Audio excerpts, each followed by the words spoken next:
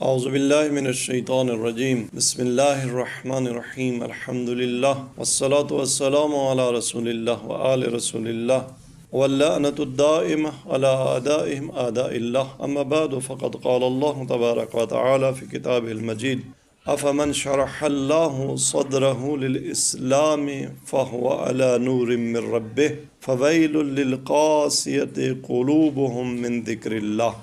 ہم نے دل کا بارگاہ ربوبی میں نرم ہونا اور اس کے مقابلے میں دل کا ذکر خدا، یاد خدا سے قسی ہونا، اس پر گفتگو کی۔ کتنا اہم ہے متضرع قلب۔ خداوند تبارک تعالی اپنے عبد، اپنے بندے کے قلب کو متضرع دیکھنا چاہتا ہے۔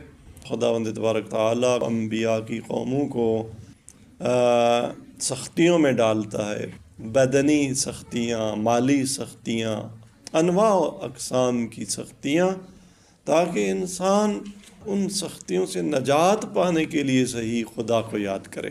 آج جو آیہ کریمہ تلاوت کی سورہ مبارکہ زمر کے نمبر 22 میں ارشاد فرماتا ہے افمن شرح اللہ صدرہ للاسلام فہو علی نور من ربہ۔ ایک طرف خداوند تبارک تعالیٰ نے ان لوگوں کی بات کی ہے کہ جنہیں اللہ نے شرح صدر عطا کی ہے، ان کے دل پہ بوجھ نہیں بنتا۔ بعض لوگ گویا سینے پہ ان کے پتھر آ جاتا ہے جب دعا، مناجات، نماز کے لیے بارگاہ ربوبی میں آنا پڑے، لیکن بعض لوگ گویا سینہ کھلا ہوا ہے قبول کرنے کے لیے ذکر خدا کو، یاد خدا کو، بندگی خدا کو۔ فَهُوَ عَلَى نُورٍ مِّن رَبِّهِ۔ ایسا شخص گویا اس کا دل وہ اپنے پروردگار کی طرف سے روشن ہے، تاریک دل نہیں ہے۔ آیا یہ اور وہ جو قسی القلب ہے، یاد خدا، نماز، وہ نماز کے بارے میں ہے کہ نماز یہ سوائے خاشعین کے باقی لوگوں پر کیا ہے؟ یہ ان پر بہت بھاری ہے، بوجھل ہے۔ وہ سارا دن مزدوری کر لیں گے، بیلچا مار لیں گے، لیکن 2 رکعت نماز نہیں پڑھی جاتی، وہ سخت ہے ان کے لیے۔ یہ قسی القلب انسان ہے۔ خدا امان دے ایسے قلب سے۔ خدا نہ کرے اگر کوئی اس حالت میں ہو تو جلد اس کو توبہ کی طرف آنا چاہیے، انابہ کی طرف آنا چاہیے۔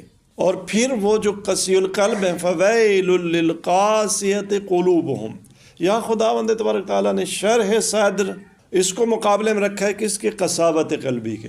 ہلاکت ہے، تباہی ہے، برباد ہو گیا، ہلاک ہو گیا کون؟ القاسیۃ قلوبہم، جن کے قلب قسی ہیں۔ کس سے قسی ہیں؟ من ذکر اللہ۔ بعض مفسرین نے کہا یہاں من بمعنی عن ہے، ان ذکر اللہ، یعنی یاد خدا نہیں کرتے، یاد خدا کے لیے یہ قلب قسی ہے۔ یا بعض نے کہا نہیں، من ذکر اللہ، یعنی ان کے سامنے اگر یا خدا کو یاد کیا جائے تو قلب قسی ہو جاتا ہے۔ بعض لوگوں کو اگر کہیں نہ چلے نماز، مسجد چلے، وہ دل میں اور قساوت آ جاتی ہے۔ قرآن تلاوت ہو رہا ہے، انہیں غصہ آتا ہے۔ آپ نماز پڑھ رہی ہیں، اسے دیکھ کے غصہ آئے گا، یہ نماز۔ تو یہ دونوں مصداق ہو سکتے ہیں قساوت قلبی کے۔ ایک یہ کہ وہ پہلا درجہ ہے کہ خود انسان پر سنگین ہو، دوسرا یہ کہ خدا نہ کرے اصلا یاد خدا، قرآن کی تلاوت، نماز کا پڑھا جانا، یہ اس کے لیے سنگین ہو جائے، یہ قساوت قلبی کا اس سے بھی بڑا درجہ۔ شرح صدر کی جب نشانی سرکار رسالت مآب صلی اللہ علیہ وسلم سے پوچھی گئی کہ مولا کیسے پتہ چلے کہ آیا ہمارا صدر وہ اس میں شرح پائی جاتی ہے یا نہیں، اور ہم آیا میرے الفاظ میں علی نور من ربنا ہے یا نہیں ہے، ہمارے قلب میں نورانیت ہے، خدا کا دیا ہوا نور ہے، خدا کے نور سے میرا قلب منور ہے یا نہیں، تاریک ہے میرا قلب، معیار کیا، کیسے ہمیں پتہ چلے؟ تو آپ نے فرمایا الانابۃ الی دار الخلود۔ دیکھو قلب کی حالتیں، آیا دار الخلود، آخرت، جنت، اس گھر کی طرف تمہاری توجہ ہے؟ وہ گھر میرا آباد ہو یا نہیں، ادھر توجہ نہیں ہے، ادھر گھر میرا آباد ہے یا نہیں ہے، یہاں بنگلہ ہے، کوٹھی ہے یا نہیں ہے. اگر ادھر توجہ ہے تو یہ پہلی نشانی. دوسری، التجافی عن دار الغرور، یہ جو دھوکے کا گھر ہے، اس دنیا کو کہا ہی دار الغرور گیا ہے، دھوکے کا گھر جو دھوکہ دیتی ہے یہ دنیا. میں سمجھتا ہوں میرا گھر ہے، کیا معلوم تیرا گھر اگلے لمحے تو مر جائے گا، یہ تیرا گھر نہیں ہوگا. وہ جنتیں بنانے والے قدم بھی نہ رکھ سکے اپنی بنائی ہوئی جنت میں، تو تیری جنت کہاں رہ گئی؟ دھوکہ دیا اس جنت نے تجھے کہ میں تیری ہوں، تیری نہیں تھی. نہ مال تیرا، نہ اولاد تیری، نہ کچھ بھی نہیں ہے تیرا وہ ہے جو تیرے ساتھ جائے گا. تو شرح صدر اس سے عطا کی گئی ہے التجافی عن دار الغرور. تجافی کہتے ہیں جب کوئی بستر سے اٹھ جائے نا، تتجافى جنوبهم عن المضاج، قرآن نے فرمایا کچھ لوگ سحر کے وقت وہ بستر چھوڑ دیتے ہیں.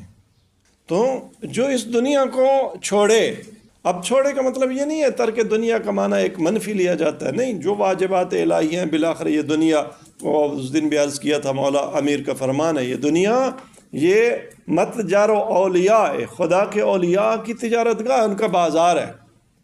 یہاں واجب رزق کمانا ہے، وہ عبادت، ہر کام جو واجب ہے وہ دنیا نہیں شمار ہوتا. نہیں، دنیا کے ساتھ لگاؤ، اسے ہدف بنا لینا تو دنیا سے پہلو طئی کرتا ہے. جو والاستعداد للموت قبل نزول، موت کے آنے سے پہلے میں آیا، موت کے لیے تیار ہو رہا ہوں یا نہیں، واجبات ادا کر رہا ہوں یا نہیں. یہ مناجات، یہ ماہ رمضان، یہ روزہ، یہ افطار، یہ صدقات، یہ مناجات، یہ سارا تحصیل علم. تو اگر یہ علامتیں ہیں تو خدا کا شکر ادا کرو کہ تم علی نور من ربکم ہو. بنابراین یہ جو ماہ مبارک رمضان ہے، یہ اس دار غرور سے، دھوکے کے گھر سے بستر لپیٹنے اور بستر سے اٹھنے کا آخری اشرہ جب شروع ہوتا، سرکار رسالت امام صلی اللہ علیہ وسلم کے بارے میں ہے کہ آپ اپنا بستر جمع کر دیتے. اب بستر لگا کے نہیں سونا. ہماری بدقسمتی، ہماری نیند اور بڑھ جاتی ہے ماہ رمضان میں، ہم بستر کو تھکاتے ہیں. نہیں، اب بسترے کو جمع کرنا ہے، کمر ہمت باندھنی ہے، مناجات، خدا کے ساتھ بیٹھنا. وہ جو خدا چاہتا ہے کہ میرا بندہ انا جلیس ومن ذکرنی، جو میری یاد کرتا ہے، جو مجھے ذکر کرتا ہے، میں اس کے ساتھ بیٹھتا ہوں. دعا صرف مانگنے کے لیے نہیں ہے، یہ آ جائے، وہ آ جائے، وہ آ جائے، وہ آ جائے، نہیں. دعا نجوا ہے، خدا کے ساتھ بیٹھ کے بات کرنا ہے. دعا سرگوشی ہے، مناجات اس کو اسی لیے کہا جاتا ہے. اور ماہ رمضان کی دعاؤں میں کتنا نجوا ہے، کتنا نجوا ہے. طلب کتنی ہے، طلب بہت کم. اچھا، ہم جیسا بندہ بیٹھتا خدا سے مانگنے تو افطار کے وقت یا ہر نماز کے بعد کہتا مارے الہ مجھے جنت عطا کر دے، بس ایک جملہ، دو جملہ. لیکن یا علیو، یا عظیم، یا غفورو، یا رحیم، انت الرب آپ چلیں 10 سطریں، یہ خدا کے ساتھ بات ہے. یہ نہیں مجھے یہ دے، ایسی کوئی بات نہیں ہے. یا علی، اے برتر ہستی، یا عظیم، یا غفور، یا رحیم، ایک ایک کلمہ دل میں اتر جاتا ہے. بات کرو، طلب سے ہم بھول جائیں. یہ آخر پہ وہ فقاق رقبتی من النار، جہنم کی آگ سے میری گردن کو آزاد کر دے. یہ ایک جملہ ہم پہلے ہی جملے میں کہہ سکتے تھے، اللہ مفک رقبتی من النار، بس ختم. لیکن معصوم نے یاد دیا. دعائے معصور یہی ہوتی ہے، ہمیں پتہ ہی نہیں ہے کہ خدا کے ساتھ بیٹھنا کیسے ہے. معصوم یاد دلاتے ہیں کہ کیسے. دعائے افتتاح، اس دعائے افتتاح کی ضرور آپ تلاوت کریں، چاہے سمجھ آئے یا نہیں. یہ سمجھ کر کہ میں بیٹھ کر خدا کے ساتھ بات کر رہا ہوں. اللہم انی افتتح الثناء بحمدک. یہ دعا، اس میں کتنا مانگا جا رہا ہے اور کتنی ثناء پروردگار ہے. اے خدا بار الہ، انی افتتح الثناء بحمدک، میں تیرے حمد کے ذریعے تیری ثنا کا افتتاح کر رہا ہوں. وَأَنْتَ مُسَدِّدٌ لِلصَّوَابِ بِمَنِّكَ. اب طلب کب آئے گی؟ آپ ذرا خود دیکھیے گا تفصیل سے کہ دعا افتتاح میں طلب کتنی ہے۔ تقریباً 10 سطریں پہلی آپ کچھ نہیں مانگ رہی، صرف اس رب کی مدح کر رہی ہیں۔ دیکھیں مدح یہ انسان کی فطرت میں ہے، حسن کی، کمال کی مدح کرنا یہ انسان کی فطرت میں ہے۔ انسان نے کتنی مدح کی ہے مجازی حسن کی، مجازی کمالات کی۔ ہر زبان کا ایک بڑا حصہ لٹریچر کا شعر و شاعری اور پھر نثر بھی، کتنے افسانے لوگوں نے لکھے۔ کس کے لیے؟ کسی نے پہاڑ کی تعریف کی، کسی نے آسمان کے نیلے رنگ کی تعریف کی، کسی نے پھول کی پتیوں کی، کسی نے انسانوں کی، لوگوں نے بکریوں کے لیے بھی شعر لکھے۔ کہتے ہیں کہیں، اب بہت مسلمہ بات نہیں لیکن مجھے یاد ایسے پڑتا ہے، کہتے ہیں علامہ اقبال نے پہلا شعر ایک بکری کا بچہ پالا ہوا تھا تو وہ مر گیا، تو اس کے غم میں پہلا شعر علامہ اقبال نے کہا تھا۔ بکری کے بچوں کے لیے، اور لوگ ہو سکتا ہے کتوں کے لیے بھی شعر کہتے ہوں۔ یورپ میں بعید نہیں ہے کہ ہے میرا ڈاگ مر گیا۔ یہ شعر و شاعری، یہ شعر و شاعری دیکھیں، وہ استاد محسن کراتی فرماتے ہیں کہ بعض انسان کے احساسات فطری ہوتے ہیں، ان کو ان کے ارضاء کا، انہیں پورا کرنے کا ایک غلط طریقہ ہوتا ہے، ایک صحیح طریقہ ہوتا ہے۔ بچہ جب بھوکا ہوتا ہے اور رو رہا ہوتا ہے، یہ رونا اس کا فطری ہے۔ اب کیا آپ خالی نپل اس کے منہ میں دے دیں، یا فیڈر دے دیں، یا ماں چھاتی سے لگا لے؟ دونوں میں چپ تو ہو جائے گا کچھ دیر کے لیے، لیکن یہ اس کی ساری رگیں خشک کر دے گا، کچھ حاصل نہیں ہوگا۔ انرجی حاصل کرنی تھی جو، وہ انرجی ضائع ہو جائے گی۔ لیکن اگر ماں کی چھاتی میسر آ گئی، دودھ میسر آ گیا، تو پھر وہ جتنی کمی تھی وہ پوری ہو جائے گی۔ لوگ کس کی مدح کر رہے ہیں؟ کس کے لیے شعر و شاعری؟ اس شعر و شاعری میں طہارت نفس بھی ہے جو دعا افتتاح میں ہے۔ اچھا، مدح کس بات پہ؟ بالآخر فرض کریں کہ اس پھول کی پتی میں خوشبو اچھی ہے تو انسان مدح کرے نا۔ یہ جیسے آرٹیفیشل ہمارے پھول ہیں، خوشبو ہی نہیں جب تک میں فیل کروں تو میں اس کی کیا خوشبو کی تعریف کروں گا؟ ماذا علی من شم تربت احمدا اللہ یشم مد الزمان غوالیا۔ حسن آشنا بنے انسان، کہاں ہے اس پھول میں یا اس خاک میں؟ یہ جو مسدد ہے خدا کا ایک لقب، انت مسدد للصواب، جب تک اس کا معنی سمجھ نہیں آئے گا ہم نہ یہ جملہ کہیں گے، نہ اس جملے کو کہتے ہوئے لذت آئے گی، نہ اس جملے میں خدا کی مدح کا حق حاصل ہوگا۔ ثواب کس کے مقابلے میں؟ خطا کے مقابلے میں۔